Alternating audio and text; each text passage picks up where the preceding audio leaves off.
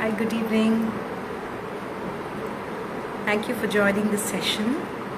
We're going to be in conversation with an artist, designer, a syllabatum practitioner, Aishwarya Manivannan. Hi, Sharanya. Hi, Sukriti. I think Aishwarya has joined. I'm just going to send her an invitation.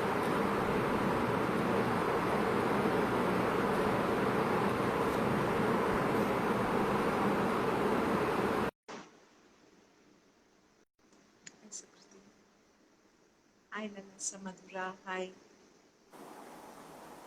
Hello. Hi. Hello. Are you able to hear me clearly? Very clearly. How is it Super. going? So lovely to see you. Your video is a Same bit here. shaky. Is it okay now? It just takes some time, usually, Aishwarya, to settle. Okay. Are you on Wi-Fi or cellular data? Like, do you want to just kind of Just a try? second. Because the video isn't very clear. Okay, just a second.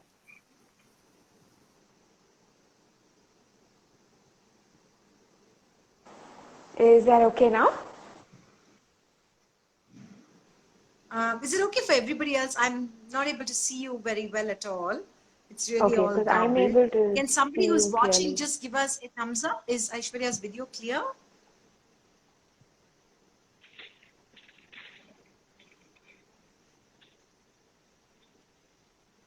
Let's just wait for a second. Can someone just Sure. show us a no? Yeah, it's No? not. Okay. I'm just gonna It's blurred. Yeah. probably log out and then I'm gonna Hi, Madhura. Yeah. Do you want let me do that. to? Yeah. I'm just gonna rejoin in a bit.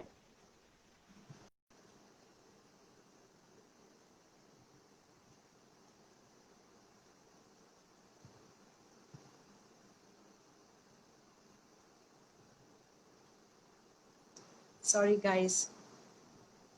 Give us just a minute. Yeah, yes. Is it Yes, okay? much better. Yes, Super. lovely. Super. Little blurred still, but it'll usually, yes, it's better now. All right, great. Looking great, Aishwarya. Thank you. Thank you. I'm so happy that we're getting to have this conversation today. I'm really I looking forward to the know, next 1 hour. right? Lovely, lovely. Tell me what you're wearing first before I introduce you to everyone. I'm wearing a silk, a soft silk, which belonged to my grandmother, my maternal grandmother. And Right. this is one of my most favorite saris. And I'm wearing a sari after a really long time, thanks to you. So I had to pick a special sari. And I don't Lovely. know, my grandmother is no more, but then the sari makes me feel like she's just next to me. So Right. it's beautiful how my saris bring about so many different emotions, right? And this is one such special sari that I have. Lovely. I'm so Yeah, glad you picked something beautiful. You know, sometimes thank you. just the very act of just wearing something nice, I guess in some sense allows us to forget about this horrible situation that we're all trapped in, right? I completely agree. And I think Yeah. I just last week I kept thinking, oh God, it's been so long since I wore saris. And this morning I had another opportunity where I had to wear a sari, and it just really brightens up the day because we're tired, we're I exhausted, we have know. no idea how things are going to be. And then just this one piece of fabric can bring about so much of it's like a morale booster. Yeah. It's amazing. Yeah. Actually, it's helped me for 4.5 months now. It's been Oh like my God. loyal companion through all the Instagram conversations I've had. Having a bad day, just worn the sari, and I'm like, okay, life's not so bad after all. True, true. And I think Yeah. kudos to you for all that you've been doing, because I think you've Oh, been thank bringing you. so much Thank of you. cheer to so many of us, including me. So thanks to you for that. Thanks, Aishwarya. So I'm going to just sort of, set the context of this discussion. This is part of Panjavarnam Silk's series called In the Company of the Sari. I suppose that's really very obvious. I want to just introduce Aishwarya to all of you. And I was thinking that, to be an artist, someone once said, is to really believe in life. And I really can't think of somebody, every time I think of Aishwarya as a person, and I've known her for almost a decade now, actually. I first met her in Ilango sir's studio. And I think of her as somebody who is really constantly engaging with life. I like how she works with young people, with the world around, constantly commenting and participating in the dynamics of human life, conscious and sensitive of weavers and artisans, also with a very entrepreneurial head, but also a very sensitive and a generous, giving heart, so to speak. We're going to talk about all of that. And it's great that we also love the sari, so that also brings us together. So a more formal introduction to Aishwarya is that she dons many hats as an entrepreneur, design educator, and a Silambam practitioner. She's the founder of Maisha Studio, one of Chennai's premier academics for art and design education. Aishwarya has also been a speaker at TEDx. She's a Madras University first rank holder, panelist at the Think Edu Conclave. She's won several awards for her work in creative education and Silambam. For those who don't know, Silambam is a 3,000-year-old ancient traditional martial art form which has its origins in Tamil Nadu. Thank you, Aishwarya, for sort of spontaneously agreeing to be in conversation with me today as part of Panjavarnam Silks series. Always a pleasure, Akita. Always a pleasure with you. Lovely. Aishwarya, when I was thinking about how I must set the sort of context for this interview, I thought of, and as your bio also says, you wear these many different hats. And I think I have a certain idea about what sort of connects all these things. But I want you to respond to, you're a dancer, you're a visual artist, you're a designer, design educator, Silambam artist. Have you ever wondered what is the one common thread that sort of binds them all? And if somebody asks you, who are you? What is your, what is your one word or one line response? I think this is a thought that's constantly running on my mind because in a way I feel like every day is a search within ourselves, right? To kind of understand who we are and what we are as well. So if I have to answer that question in one word, I believe that I am a creative. And I feel that creativity is a way of living. And pretty much everything that I do, be it design, be it visual arts, be it education, Silambam, right from all of that to my other passions like the nature and trekking and pretty much everything that I do, in a way, I think comes down to how I go about creativity as a way of living. It comes down to the basis of curiosity, about being constantly fascinated by everything around me, by constantly wanting to learn about everything. I feel that learning has always been for me without an agenda. And that childlike nature, because even with my students, right, though I am an educator, I'm constantly taking on the role of multiple tangents in a way, because that I feel that play is a really important aspect of our life. So being able to really explore everything around us with curiosity and respect for places, people, and that becomes a trigger for me to constantly be in awe. It can be the smallest of things that really can create such a huge excitement and fascination. And I think that's one of the reasons why I am getting the opportunity to experience a lot of different things, because I'm constantly, subconsciously and consciously in search for experiences because of curiosity. So I feel that creativity is all that there is at the end of the day for me. Wow, that's great. Yeah, lovely, beautiful. Aishwarya, but where does the sari fit in this entire scheme of things? Because I've also seen you so much wear the sari and wear it with a lot of pride. I'm just curious about where the sari fits in this whole, these many hats that you sort of done. I've actually always loved saris. I think I should blame my grandmothers and my mother if I think about the earliest memories of saris, right? And I think I've also always been very sensitive to fabric and texture. My mom says that even when I was a baby, If she wears any slightly rough material as a sari, then I would very obviously be restless. But I still remember, especially these old cotton saris have a certain aged, Yeah. worn Oh, softness to it, right? beautiful. Yeah, so Yeah. I used to call them soft saris. So I would Oh, constantly keep holding on to it, and it gave me comfort even at that age.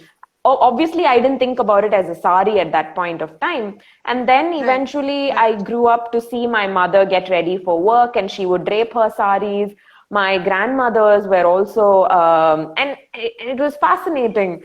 And it just so happened that the very first time I actually wore a sari and went out when I was in high school, my mother was not around at that time to help me.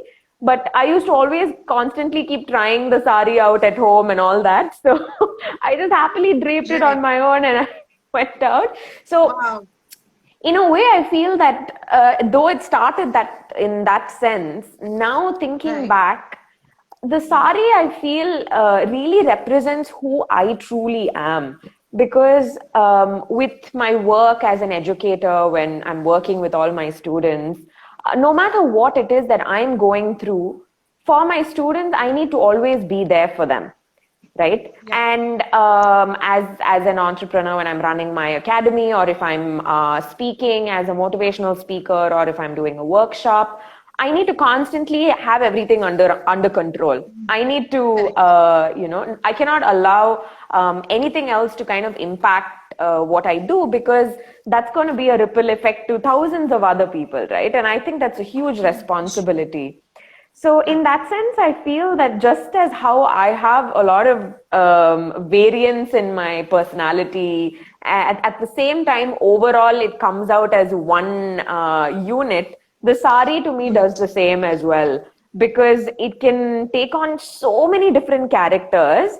But at the end of the That's day, true. it's that perfect combination of, as soon as you see somebody in a sari, there's a certain aura that they Interest. give out, right? Mm. And I'm just Yeah, in absolutely. awe about it every time. I keep ogling at it. Yeah. But at the same Right. time, there's a sensitivity to it as well. And I feel that the more I grow older, that really has become the biggest aim for me, to be strong Right. but never ever let go of my sensitivity.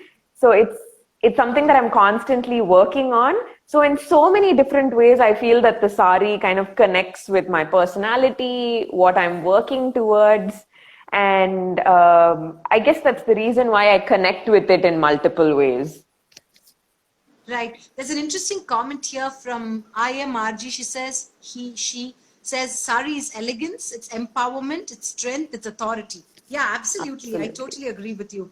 And especially now with the black and white challenge going on, strong women supporting each other, the sari is really that, right? I mean, Absolutely. generations and generations of women have worn it and, endured it all. True. True. Actually, I'm going to ask you a little bit about, as an artist and as a designer, you probably have a distinctive, a voice or a style or an aesthetic of your own, right? Now, when it comes to the sari, I'm curious how much of your, your design aesthetic, uh, because you have a certain style and aesthetic in the way you create work, are you almost naturally gravitating to that sort of an aesthetic when you're picking and choosing a sari?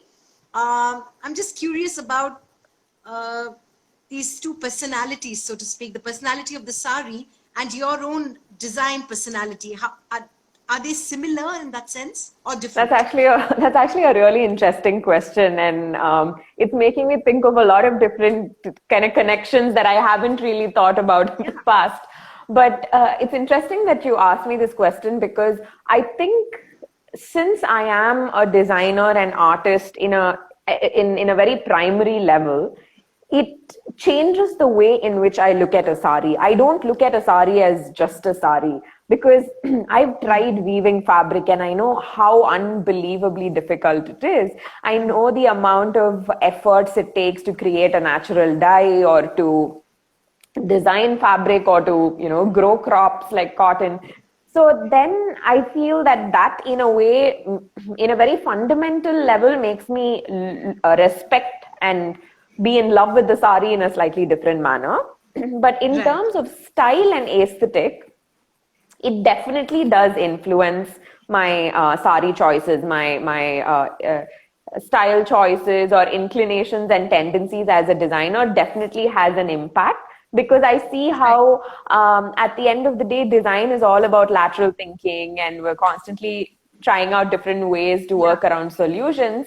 And I see myself doing the same with my saris as well. I experiment because when it comes to my professional career, I wear saris a certain way, but when I know I can experiment, I experiment with saris. And it also kind of helps me with picking what kind of fabrics I like to wear and what I'm drawn towards.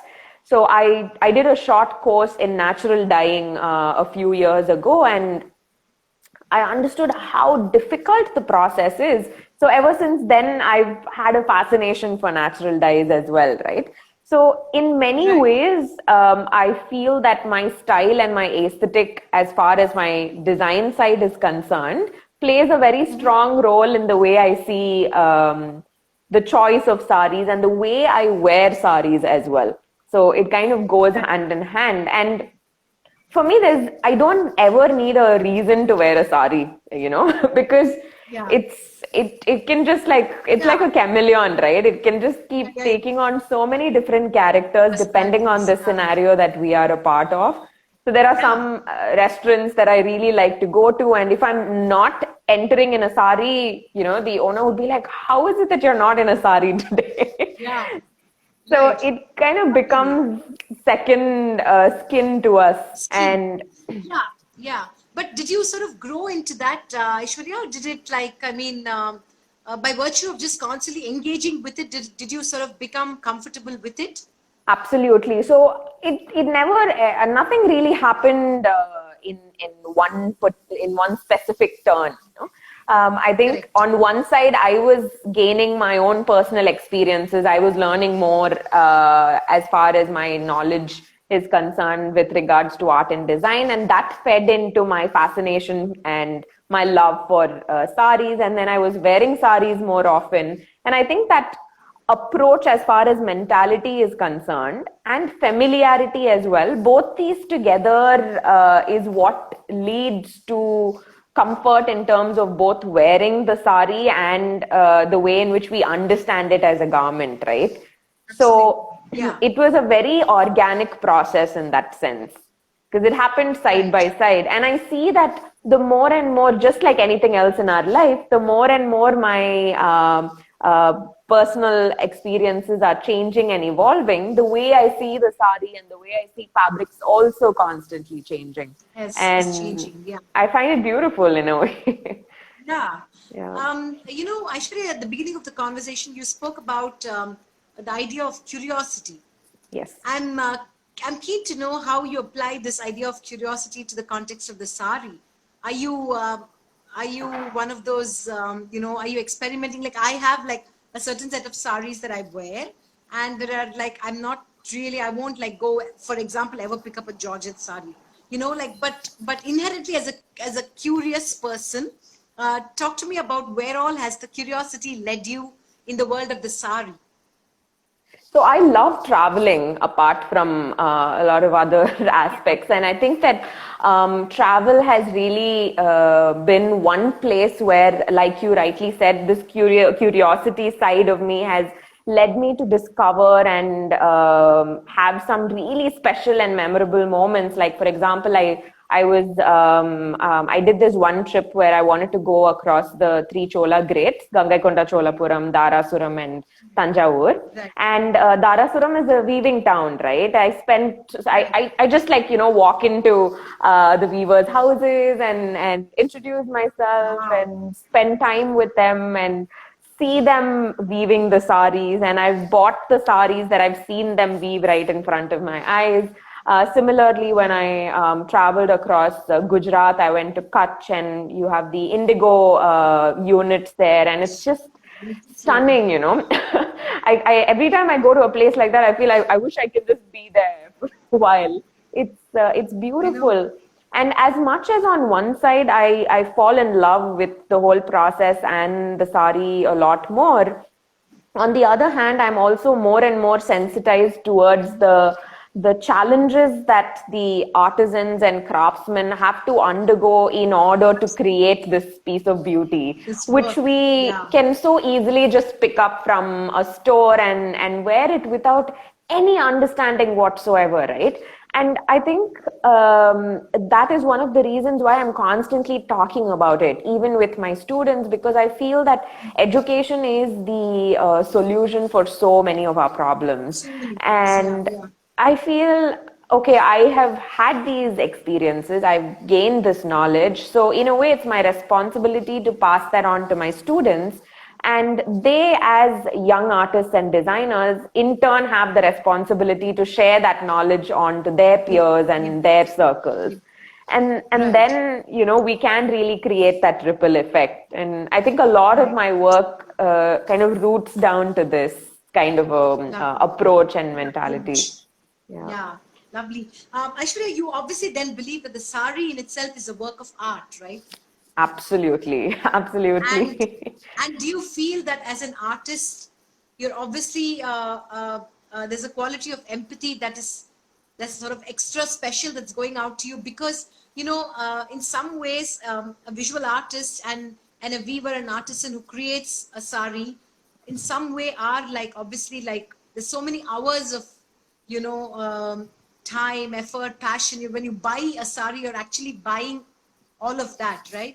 So could you talk to me about, why you think that the sari is a work of art and why should we treat it with a certain, sensitivity? I truly, truly believe that every single sari is a work of art. And honestly, I feel that each of us as individuals are a work of art in ourselves. I mean, I see people as stories, right? And sometimes Right. when I'm driving around the city, I look at people walking on the road and I'm so curious because I know that every single person has a story behind As a them. story. Yeah. And of course we read about people and all that, but then that's actually just a very small negligible percentage. Aspect. Yeah. And Yeah. I'm so curious. I'm constantly thinking about, I wish I knew what that person has gone through and so on. So similarly, Yeah. when I think about handloom saris, Right. every time I look at a handloom sari, it could have been a sari that I worn 100 times already. But then every Right. time I wear it, I keep thinking, I have no idea where this cotton was cultivated. I have no Absolutely. idea the kind of people who harvested this cotton. I don't know where this cotton was sitting. And then I don't Absolutely. know, who put it together as fabric, who weaved the fabric, and what was on his mind. Was he happy or was she happy? Was it in Yeah. their house? Were there tears? Were there happiness around that sari? And you can never actually know, right? Unless and until you're there throughout that Yeah. entire That's such an process. interesting perspective. Yeah. But like, and that side of the sari is so, it makes me emotional in a way. At the same time, I think these are all the reasons why I love it so much. Just handloom in general, because Yeah. there's just so much of heart in it.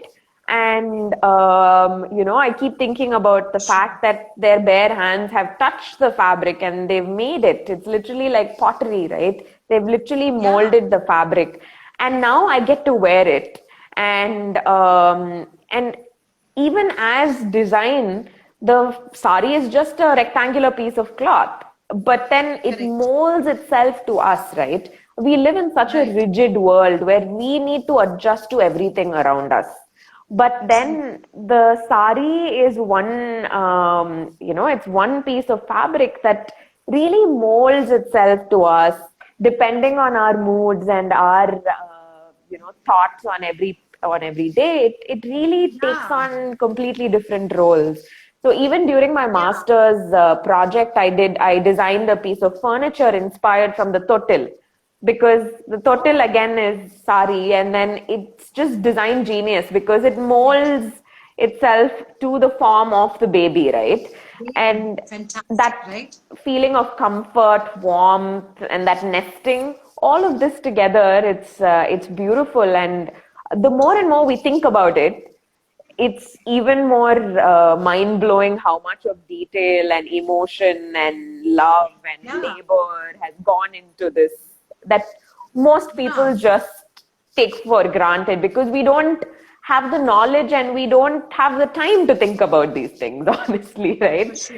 Yeah. Yeah. So yeah, No, I it's mean, beautiful. that's a really interesting, beautiful perspective that you gave us about the handloom sari. Aishwarya, I've never actually thought about it in terms of, the story of the sari itself. Yeah. I mean, of course, I do think about where I've got the sari, but I've never thought about, okay, I think about the weaver, but my search ends there. I've Yeah. never really thought about, when did he or she create it, what was the mood he or she was in. So it's really like packing that one piece with so much, so many emotions, right? And we wear it and we feel a multitude of emotions. I mean, I felt differently each time I've worn the same sari. Sometimes it's made me feel confident, sometimes I felt, I've not been in a great mood. But yeah, I mean, that's a really interesting perspective. I've never thought of that, Yeah. the story of the sari, so to speak. Yeah, absolutely. Actually, I'm going to ask you really about, when you sort of fell in love with art. When did you know that art was going to be such, art and design? When did you know that art was going to be such an integral part of your life? There wasn't actually one particular point in time. I Moment. studied in a very typical rote learning based schooling where I really didn't get an opportunity to be who I am and do the things that I love to do. So it was only after my school education, when I got into university and when I started doing design, that I think I really got an opportunity to explore subjects that I love and that I feel connected to. And then it was really just years of picking on different experiences. I would constantly be looking for workshops and guest lectures and film screenings in the city and exhibitions. And at that point of time, we didn't have social media. It wasn't as, information was not as easily available Yeah. as it is right now, right? But Yeah. I still would really work hard to take on new courses, and I think I really was driven to learn a lot about art and design because I loved it, and uh, loving a particular subject and activity and being able to kind of dive into it was a sort of adrenaline for me at that age. Yeah. um, so I kind of went all out. I would constantly keep traveling around the city and taking photographs and going for workshops. So it was a very organic process. And eventually, even when it came to education, right, I always was interested in education because I did my undergrads here, I did my masters in Singapore, and I understood the gaps in the Indian education system. And I really wanted to do something about it. But I honestly didn't expect myself to get into teaching as early as I did start off. Yes, you do. But Yeah. I'm actually really glad because the way in which I work with education is completely different from the Indian system of education. And I believe in a certain pedagogy and methodology where the focus is on the learner. And there's a lot of difference between schooling and learning, right? Learning is Right. what is important, knowledge is Yeah. what is important. And in that sense, I feel that my whole life experience, ever since what I went through in school and then college, where school was completely different, and then college opened out a certain set of opportunities, which I really kind of clasped on and then tried and did as much as I could with the resources that were available. There are Right. no other artists or designers in my family for anybody to give me guidance or Yeah. links or anything of that sort. But I think Right. that is what has made me who I am today. Because right from the time I was 16, it's been a very individual driven search for knowledge and to kind Right. of add more to my kitty with regards to experiences. And so even today, I think the love that I have for art and design and what I do is constantly being fed, and we've had these conversations as well. The work that you do is an inspiration in a way, and I think all of these people and experiences that we have, it reiterates the track and the inclination that we've developed over the years. Yeah. Aishwarya, I'm really curious about, early in January this year, actually. I don't know, somehow 2020 seems like so convoluted. I don't even know whether it was this year or the year before. But in January this year, I was part of this really interesting panel in Bangalore, which was part of, it was basically about our artists, entrepreneurs. Okay. And I had to sort of comment from the perspective of how, in a sense, I work with artists. And in some sense, I'd like to believe that I am a creative person as well. And how artists are, in a way, entrepreneurs. And, so somebody like you run your design studio, and obviously it has to, you have to make it work profitable. I mean, you have to make it work financially. How do you wear these two hats, like, of being a creative person and nurturing an entrepreneurial spirit, which is so core to like make a business work, right? How do you do that? I think it's a really important balance that we need to work on, or on a very conscious level, because at the end of the day, like you said, we are choosing to pursue this as a profession, right? So at the end of the day, we need to make it work. But then right in the very beginning, my focus, even when I first started my career, I did not start working wanting to draw a big paycheck. I started working wanting to create a change in some way or the other. And this I'm saying even when I was in corporate design, right in the beginning of my career, when I used to work with architects and interior designers, where I was just a part of a big firm. In my project, within my role, I wanted to do well. So it started off from there, and then it was just a series of choices, and a lot of times very, very difficult choices, where I chose to leave corporate design and get into education, and all of these are major changes. But even if nobody around me understood it at that point of time, because the world is driven by numbers at most of the time, right? But then I think it was the fact that my priority was, in order to be able to create that impact, that I made these choices. But on a day-to-day basis, I think it's really important that as artists, we're able to identify what it is that we're good at, of course, and what we're able to really create an impact with. Just because we like something and just because we are happy doing something, it doesn't mean that it will work as a profession. And that is something that you really need to look into, introspect and analyze before you choose to pursue it as a profession. Because I feel that art and passion, these are all a lot, quite misused a lot of times, because people don't understand how difficult it is to make it work as a profession, right? So there is a lot of times I feel sometimes when I'm running a company, I feel that I'm doing more admin work than the actual creative, because on certain days, on certain days we don't have a choice, right? We just have to do it. And a lot of people do not see that before they take that leap. But it's really important to know that, because that will help us take decisions in terms of the scale, in terms of the model that we are intending to pursue. And then, of course, it's organic. It keeps moving depending on how our experiences and circumstances take us.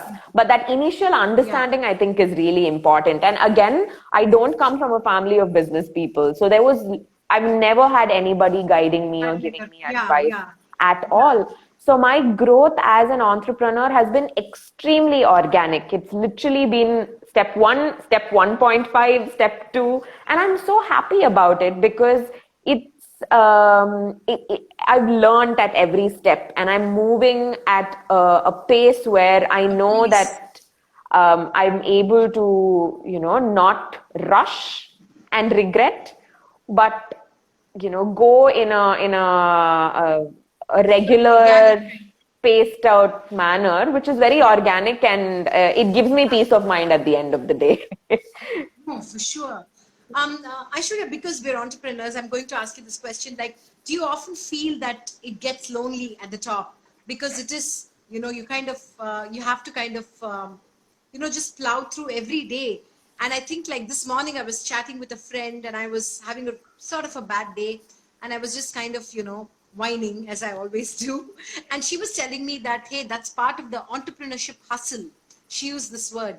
And I was thinking about how, like, I've also had a corporate career. I mean, I worked in media for like almost 14 years. So I know how different this is. So if I'm saying that that is easy and this is difficult or vice versa, then I've been through both these journeys to be able to. But I've always found that the sari has come to my rescue. Like every time, like it's been like, I feel like when I think about it, and as I'm having this conversation with you, I think about how the sari has, every time I've worn it, whether it's for a meeting or it's for, just another day to kind of help me motivate myself, it has always given me that sort of burst of energy, confidence, whatever. Do you feel that way as well? Like, I mean, first of all, do you feel like entrepreneurship can sometimes be a bit can bog you down sometimes, right? And I how the completely sari comes into agree. that. Yeah. I completely agree. And a lot of times and many days, I keep bringing it back into my head that we're all just human after all, Absolutely. and it's so important because, with my work, because I'm in education, and I'm sure you can connect and understand this, because there's a lot of emotional, intellectual, and physical commitments, and Yeah. it can be extremely draining a lot Yeah. of times. So a lot of times I have people who say, "Oh, you run your own company. You can just take off So whenever you easy. want, and or you can just tell your students to do something, and you can chill." And Yeah. it angers me, but then Yeah. at the same time, I understand that this is coming from people who really have no idea about what it takes to be an entrepreneur and what it takes to run a Yeah. company, right? For And sure. like you said, our struggles are real, and definitely most of the time we are alone on top because we choose to work in a certain format. We have chosen to work with certain ethics. We don't want to compromise, and that is why we are where we are, right? Otherwise, we would have had a crowd around us. But then the Wow. reason That's a why great sometimes, perspective. yeah, sometimes I feel that, okay, I am alone right here, but why am I alone? Because I've chosen to do things a certain way when Right. it's not that I don't want anybody around me, So I think that these kind of moments, I turn to nature. And nature has been a savior for me in so many ways. When I go to the mountains, when I'm trekking, or when I'm traveling, it it kind of brings a lot of aspects back in perspective, and at the same time, when it comes to the work that we do, and the way in which the sari plays a role to really help us a lot of days, to me, many saris that I have, including the one that I'm wearing right now, is literally like a loved one. It's like a part of my family. It's like having a loved Right. one next to you, giving you a hug, Absolutely. Yeah. And Yeah. I think that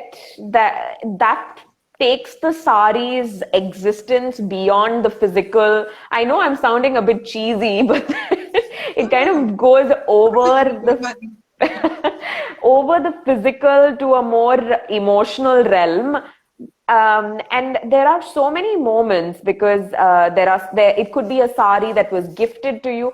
If I'm not sure, if I'm not wrong, I think somewhere in Kerala long back, the sari played such an important role that if a man gifts a woman a sari, it's equal to them being married. The sari Oh, was given that much of importance.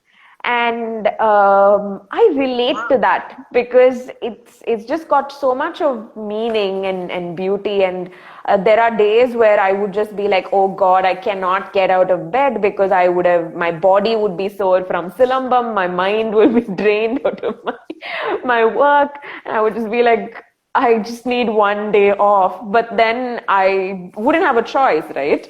Right. Yeah. So then it's really just about picking a sari that really feels like a warm blanket or a nest, and it creates so much of a difference. And I think what I truly believe in is, and again, I feel that we connect on this level because personally, I'm an extremely liberal individual. My mindset, my personality, my beliefs are extremely liberal. But there's absolutely no doubt about how strong I'm rooted to my history, my ancestry, and my country. And I'm proud of that. And I think that's something that I'm constantly trying to engage with my students on through conversations. And I also practice what I preach because, I've had teachers in my past who used to say something else and do something completely different, right? So with my students, they know that if I say something, I really do mean it and I do believe in it because they see me doing it even before I tell them something, right? So I want the young, and not just the young, whoever it is, to understand that being Indian is a lot of times nowadays, or even sometime in the recent past, there was a phase where being Indian is not considered cool. Yeah. But I am, I don't believe in it. I think that we can be extremely contemporary in our ways of thinking, at the same time be traditional as well.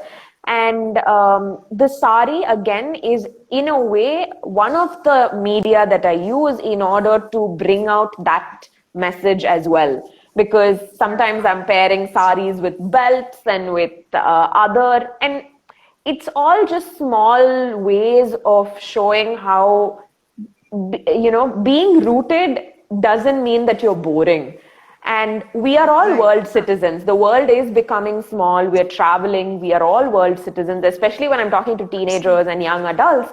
They're all absolute world citizens because at a young age, they've had the chance to really travel the world. But at the same time, especially because they are getting into the creative industries, I'm constantly telling them how important it is for them to flaunt their roots. And in a way, I use the sari as a way by which I can bring out this aspect of my teaching. And Right. yeah. I still remember that amazing video of yours, Aishwarya, where you wore a handloom sari and did silambam, right? Yeah. Talk to us about what went into that. Was that the first time you wore a sari and practiced it, or what was the kind of, what triggered that decision? That video was literally just, I decided to do that video the night before I shot it. And I didn't have a 9-yard sari, so I just messaged a bunch of my friends saying, does anybody have a 9-yard sari that I can borrow? And then I went to Co-optex and I picked up a cotton handloom sari. So it was a very, very quick decision that I took to make that video, again, purely out of curiosity and combining things that I love, which is, I think, what I'm constantly trying to do. Because I have this beautiful book on saris and textiles of India and different types of drapes and so on. Right. So I was sitting one day and I was thinking, I wear sari to work. I travel wearing a sari. I go out wearing saris. I'm doing everything wearing a sari. So why not do silambam wearing a sari?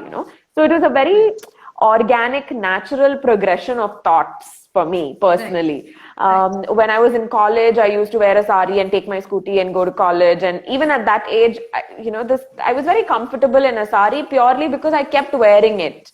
I still remember the first time I wore a sari in high school. I was in the lift and all the pleats came out because I didn't know how to put it. So I was just holding on to it, to all the fabric, and I was like walking like a penguin to the rest to put it. But because of the fact I kept wearing it, I got comfortable. And was like, I do everything wearing a sari, so let me try doing silambam wearing a sari. Yeah. And if you think about it, originally women who practice silambam would have done it wearing a sari. So it's not that I'm doing anything new at all. And I just shot that, I just performed on my terrace. That was a very quick decision that I took. And while I was taking the video, I literally just had three things on my mind. I said, number one, I want people to understand the amount of work that goes into handloom saris. I want people to understand the value of handloom saris. And I was like, even if 10 people understand, that's enough for me. Out of my Facebook friend list, 10 people should understand the value of handloom saris. Another 10 people should understand that you don't need to wear a sari only if you're going to a wedding or an event. You can wear a sari whenever you want, right? So I was like, okay, another 10 people, I just want them to understand that there's no specific event that's required to wear a sari. And then another 10 people, I want them to know what silambam is. Because if you think about it, over the when I started training in silambam about 7.5 years ago, and even if I take 5 years back, when I would be on Instagram and I would search for silambam related posts, and I would search for hashtag silambam, you know? So there would be 10 posts or 6 posts or 7 posts. Correct. And just 2 days back, I was following the hashtag silambam, and I went on to the page with all of the posts, and there are more than 12,000 posts. And it makes me so happy. It's unbelievable, right? And I feel blessed to be a witness to this, because that's exactly what I wanted. I wanted more people to know about silambam across the world, not just in Tamil Nadu, but across the world. And I wanted more people to practice silambam, because we usually see it as a male-dominated sport. We see people wearing track pants and just, like more like a sport. And also we see it only in the rural areas. So in multiple levels, I wanted to change the preconceived notions. And I'm so glad that it's happening. And I feel that video, that particular video went viral, and it connected to a lot of people because of the fact that I was also talking about the sari and the beauty of the handloom. There were so many, multiple levels, right? There were so and many stories honestly, I didn't expect it. That wasn't even my agenda. But then now, reflecting on what that video meant for thousands and thousands of people across the world, there were so many women who have been wearing saris for 50, 60 years who sent me messages saying, oh God, after looking at that video, I feel that I need to be more comfortable. I need to look at the sari and change my approach to the sari, because you seem so comfortable performing silambam in it. And it really, fills your heart, because that was what I wanted at the end of the day, to make people kind of sit back and think. Personally for me, Aishwarya, when I watched that video many years ago, I thought about how, it's great that somebody like you began engaging with silambam, because as an artist, I feel like you've helped us understand or appreciate a sort of the artistic aspect of silambam.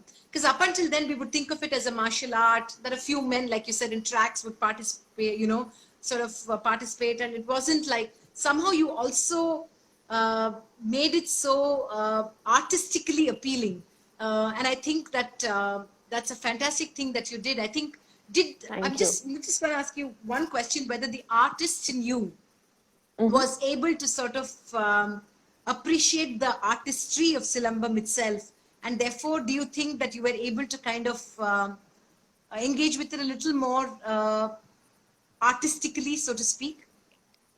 Absolutely, Akhila. I mean, you just nailed it, because that really kind of sums up my experience with silambam. Everything that I have kind of gone through with silambam right from day one, literally right from day one, when I stepped onto the ground for the first time, and when I saw the practice session and I met my guru, Power Pandian Asan, I was just fascinated, because first of all, the artist in me, who can spend days and days in museums just staring at, art history. I was like, I can't believe, like, when we travel, we go to museums, we go to cathedrals, we go to temples, and we say, oh my God, this is hundreds of years old. This is, 1,000 years old. And this is an art form that's more than 3,000 years old. It was created by our own ancestors. And I'm not just going to be looking at it, as a third person. I'm getting an opportunity to engage, learn, and experience it firsthand.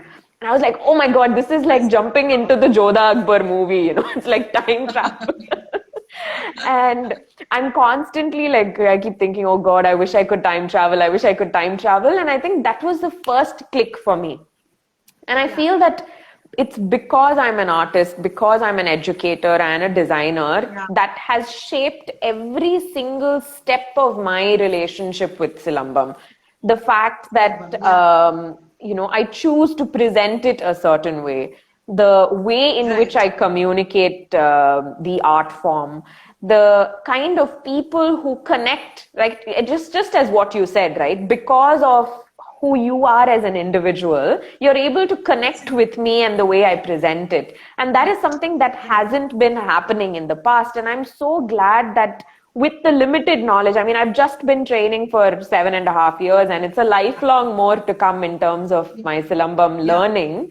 But I want to constantly, as much as I'm learning on one side, I want to constantly keep engaging in, number one, creating awareness, and secondly, also documenting the art form.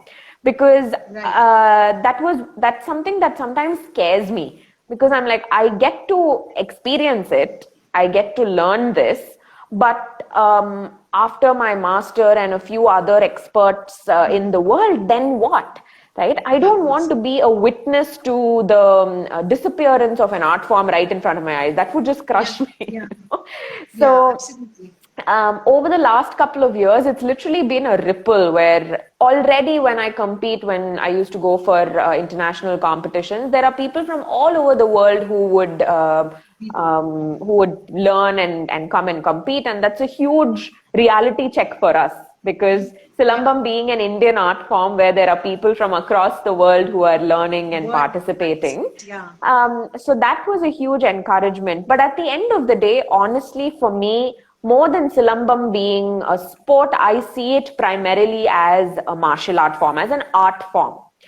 And I think that my character as a designer and artist and as an educator has really shaped the way in which I connect with Silambam, and also the way in which I present Silambam to the world. And I'm so glad, because that's helped me see the beauty of Silambam in a completely different way that hadn't happened until then, So I feel honored to kind of bring in that one new way of engaging with the art form. Yeah, for sure. I'm just going to ask you one last question, Aishwarya, because Instagram will alert me in like 2 minutes that I just want to know what is on your Saree wish list. So I love shiboris. Shibori and Japanese philosophy is something that I connect with on multiple levels. So I do have one shibori, but then I'm very, very curious about the process. I'm sure you would have realized it by now. So I would love to either be a part of the shibori dye making process and then buy a shibori sari, or at least witness the making of a shibori sari and then possess it. Yeah, so that is something. And of course, natural dyes. I have a fascination for natural dyes as well. So if it's really good indigo and shibori, that's something that would definitely be right on top of my wish list, with the story behind it. Yeah, but where does one shop for shibori? Should ask Panjavarnam Silks. Yes, I would definitely jump in. Absolutely. And also definitely heritage motifs, and I sometimes really wish that all of my grandmother's saris were still there, because really traditional motifs are are beautiful. Checks And and stuff. yes, Yeah. yes, I'm an absolute. I'm just like completely fall flat for traditional South Indian motifs. Yeah, So motifs. can't, And the yeah, colors, so right? The traditional colors. true. Somehow we've not been able to replicate that. And I think like the Yes, beauty about our grandmothers is, I think they wore the sari over and over again, so true. and and it became so soft, and it Absolutely. had that certain lived-in quality about it.